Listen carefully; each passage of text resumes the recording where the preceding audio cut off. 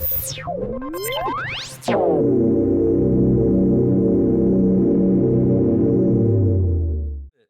right, guys. So tonight we're previewing the receiving group.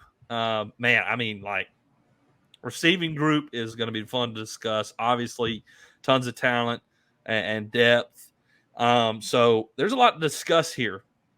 I mean, just to name a few: Kayshon Boutte, Malik Neighbors, Brian Thomas Jr., Jack Besh, Chris Hilton, Kyron Lacey, Jeray Jenkins. It's a deep group. Are you missing somebody? Are we missing anybody? I swear. Yeah, Landon Abieta. Landon Abieta. Yep. I hadn't heard much about him yet. Yeah, I haven't heard much, but maybe so. If there's a blowout game along the way, you may get to see old 24 trot out there. So, anyways, the receiving group, and what are your first takes with the receiving group?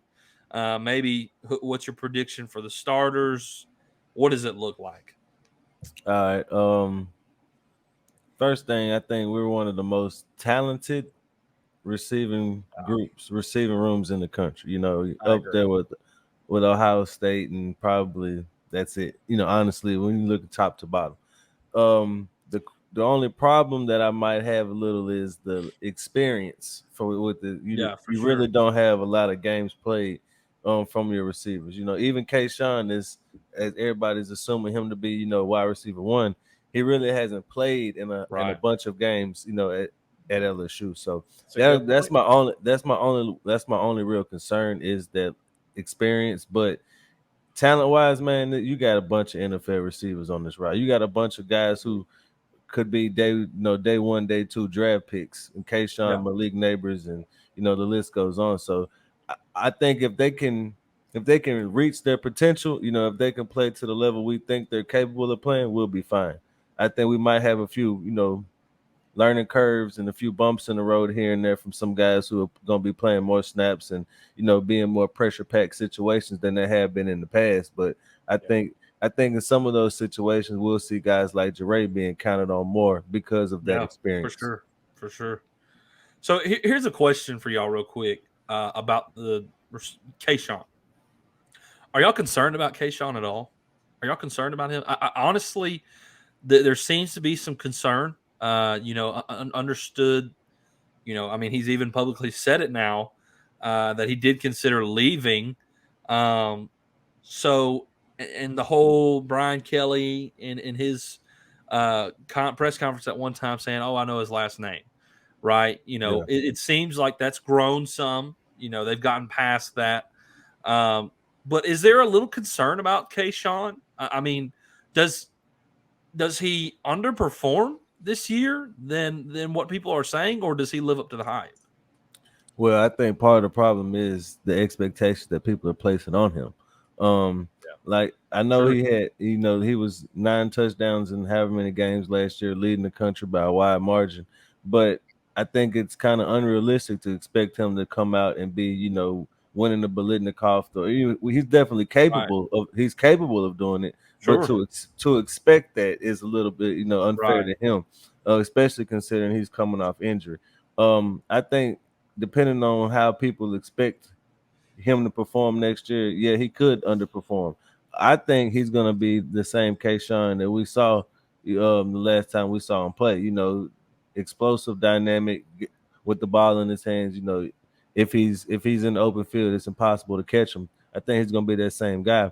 But I think the type of offense and the fact that we do have a lot more guys around him that the quarterbacks are willing to trust and get the ball to, his numbers might not reflect that he's that same type of guy, which might make some fans think that he's underperforming or whatever the case may be. Right. Zach, what do you think about it? Well, for me, I think early on, especially like kind of before the Alabama rumors started swirling, I worried about an opt-out. I mean, we saw Ja'Marr Chase do that, and Ja'Marr Chase, everybody expected him to play. I mean, he got number 7. And we've talked about that when we mentioned, Kayshon Boutte get number 7. I'm concerned, like, he got number 7. 7 hasn't been It's as cursed. great. It's almost cursed. It's kind of cursed now. Yeah. Yeah. So I'm like, especially at receiver, minus DJ Chark. Like, Yeah. Jonathan Giles, Jamar Chase. Like, Mhm. it hasn't been great recently for receivers. But I think here's what changed my mind on that. I mean, when they locked him down, there's NIL obviously all over that. But I think also a part of that is there is incentives and requirements almost to play. I think with that, I think a part of that NIL deal is, hey, you're gonna have to play. You got to play for us. Now, obviously, barring injury, which we obviously hope that isn't the case, that nothing happens with him injury wise. But I think that is a little bit of a concern, as Ant mentioned, him coming off injury. And I think as Ant mentioned, he hasn't played like he played. He had a really big last 3 games in 2020. Mm-hmm. He played the first 6 games. The dude hasn't even played, like, technically. I mean, I know in 2020 he played a full season, but as in being a starter, being the guy, the dude hasn't had a full season. He has not had a full season being the guy. And we'll get to this in a little bit, but I think Malik Neighbors also plays a major role in Kayshawn's season, because I have a really big hot take on Malik Neighbors that I know a lot of people thought I'm crazy on, but anyways, Kayshawn, I'm not concerned about him playing. I am concerned. I'm with Ant on the expectations. I think there's a lot of expectation. And here's another thing we haven't considered. After 2019, everything changed. Everything changed on the expectations of the quarterbacks. Everything changed on the expectations of the receivers. If this is 2017. And we have Kate, and we're coming into the season, I don't think there's near as much expectation on Kayshawn as there would have been after 2019. 2019, you had Jamar Chase, you had Jordan Jefferson, you had Terrace Marshall, and now there are some major expectations on wide receiver 1, wide receiver 2, and wide receiver 3 than there was ever before, and the same this season. I also say this: I think the fact that what he did last year with Jake Peetz and Max Johnson, the quarterback, a lot of people believe that the quarterback this year is going to be upgraded no matter who it is, whether it's Nussmeier, Daniels, or even Brennan, that it's going to be an upgraded quarterback and that he's going to be in a better offense. So if he doesn't reach that same level he was at last year, they're going to kind of hold that against him. Yeah, sure. So, I mean, I'm kind of right there with y'all. I'm hoping to see the same guy. And honestly, the talent's there. He's shown it, right? It's there to do it. I think in a more competent, not first play call, first time play caller. I mean, you got a mature coach in an experienced coach in Mike Denbrock, who has called the offense, just recently for a playoff team, this past season.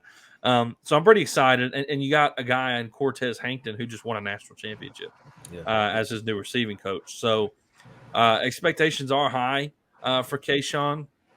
Does he meet him? Them. We'll see it play out on the field. So let's get into the depth a little bit. Zach, you're saying you got this hot take. Let's hear it then. Give us your hot take. Give us your starters. Are we going to do 3 or 4? Are we doing 3 or 4? We can do 4. I think we can do 4. Your 4 starters. Yeah, give us your 4 starters. Yeah. So I'll give you my 4 starters, and then I'll give you my hot take. All right. So obviously, I think this is pretty straightforward for everybody. Obviously, Kayshawn, Jack Bech, Malik Neighbors, and then the 4th is where it gets kind of tricky. I think that's going to be Brian Thomas, Jaray Jenkins, kind of in there somewhere. So we'll see. We'll see what happens during the season. But I think the top 3 is pretty solid. Jaray Jenkins may have something to say about that. But anyway, that's my top 4. Now, my hot take. I said this. Who was your 4th guy again? Who's your 4th guy? I think it's somewhere between Jaray Jenkins and Brian Thomas. Somewhere in there. You got to call it. Give me a call. Yeah, that's what. You got to call it. You got to pick one, man. Call it, man. I'll say Brian Thomas. I think ultimately Brian Thomas ends up having more receiving yards, but Jaray is just that guy that whenever you need somebody, like, he makes a play, and he's going to be that guy. He kind of reminds me of who was that guy back in like I can't remember what season it was. Cadron Boone. He kind of reminds me of Cadron Boone a little bit. Not like that's not like a comp, but like you Cadron Boone just made plays, and you're like, oh, all of a sudden, like, oh shoot, there you go. He made an awesome play. He wasn't like this big flashy guy that was like a number 1 or number 2 type player, but he made big plays. Yeah. So that's kind of my mindset with Jaray Jenkins. But my hot take, all right, I said this back in like November, December. Yeah, it's kind of a hot take. I'm not gonna lie. I said this back in like November or December on a space, and everybody's like, whoa, like slow down, slow your roll a little bit. but here recently, it's been picking up steam a little bit. Okay. My hot take is I believe that it is a possibility. I'm not saying it's happening. I believe it's a good possibility that Malik Nabers ends the season with the most receiving yards. I think that's a medium take whenever you say it's possible. That's a medium take. you gotta stand on it, man. Malik Nabers is gonna be the leading receiver in 2022. There you go. I feel it, man. I don't know why. I don't know why. I don't know why, but I feel it. And I know that's crazy. But a lot of the things that we just mentioned, about Kayshawn plays into that, right? Yeah. And we also have to think that everybody else in the country knows who Kayshon Boutte is. You know, yeah. I think a majority of it, obviously LSU fans know who Malik Nabers is. Not a lot of people in the country know who Malik Nabers is. Yeah. But we do, right? Yeah. Everybody in the country knows who Kayshon Boutte is. And obviously defenses and defensive coordinators are going to know that. I think he's going to be doubled a lot. I mean, and that is going to open the door for a lot of other guys. And I think that guy is Malik Nabers. I know it's a hot take.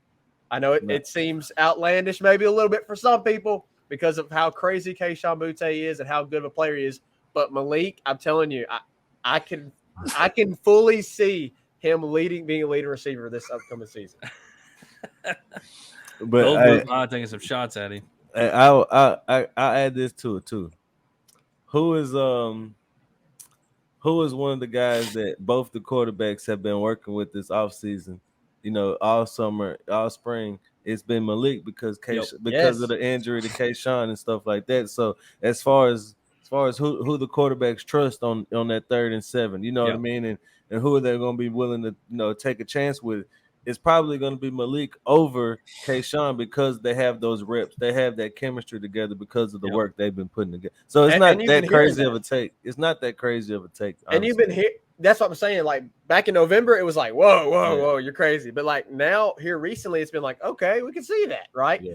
And, you know, another thing that you mentioned was the reps. Like we've heard that Jaden, like it seems like Malik is Jaden's favorite target.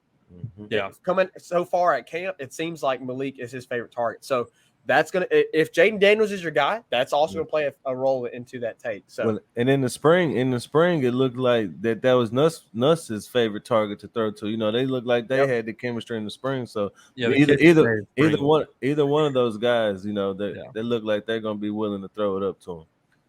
Yeah. But all right, so my starters, I have the same top 3 as you. I think everybody does. Yeah. Boutte, Bish, and Nabers, the 3-3-7 guys. But I'm gonna go with Jaray. And the reason why I'm gonna go with Jaray is because of the experience. And I think that whenever you do have a lot of young guys in the receiving room, and honestly everywhere, because whoever is gonna be our running back, Noah Cain is the most experienced running back you have, and he hasn't started a lot of games. I mean, he's played a lot, but he hasn't really started a lot of games. So Emery or whoever, you know, you have a lot of young guys out there. So having a guy who you can trust to know who's going to do what he's supposed to do, line up in the right spot, you know, those kind of things, and get everybody in the huddle in line and stuff like that. I think that plays a big part in it, especially with a coach like this, you know, who you know values discipline and stuff like that more than talent sometimes. So I think Jaray is going to be that guy. Plus, he's one of our best blockers, and he's one of our best. Yep. But he's one of the most clutch receivers that we have. So he's definitely going to play a lot. Yeah, definitely. Yeah, I got to agree with Ant. Those are my top 4. I'm going to take Jaray as the 4th. Kayshawn and Besh and Malik Nabers being your others, with Jaray at the 4. You literally made the point that I was going to make is he's your best blocker, probably in the entire group. experience. I mean, the way he ended the season last year with the A&M score, I think kind of, it was like, okay, this guy can ball, right? And I think that's always been there for him. And he's going to be like your super senior, right? I mean, he's probably, he might be the biggest leader in the group. I honestly, Kayshawn may be like you're right, your top talent, right? Like your guy who's about to be the round 1 pick or whatever. But I don't know if I see Kayshawn as much of a leader. And that's just my opinion. That could change, throughout the season, but it just doesn't seem like he is a leader right now, considering everything that has happened, which is understandable. That's not a knock on Kayshawn at all. But it's understandable considering, what has transpired with the coaching change and whatnot, considering to leave. So Jure, I think, is your leader in the group, your best blocker. So I think that's going to be your 4th guy. But Brian Thomas, Brian Kelly brought him up in the press conference, and he said he's going to be a contributor, and he needs to be a key contributor, and that was a big thing for me.